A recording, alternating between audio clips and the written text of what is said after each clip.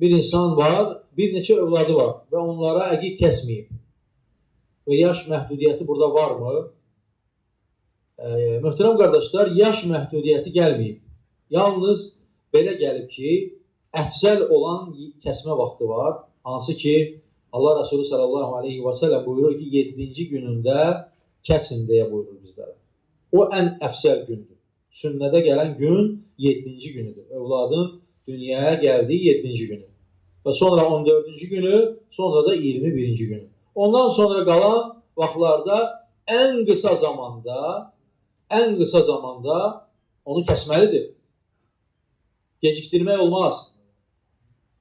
Ən qısa zamanda onu, hətta övladın 30 yaşında olsa belə onu kəsmək icazəlidir, olar və yaxşı əməldir.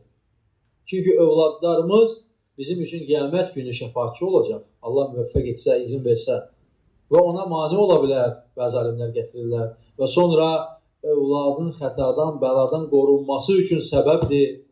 Və ona görə də əqiqdə böyük savablar var. Hər şeydən öncə də sünnətdir, müstəhəbdir, xeyir əməldir və həmçinin də Allaha yaxınlaşdıran bir əməldir.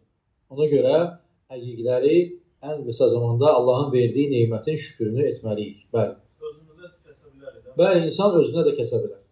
Öz-özünə də kəsə bilər.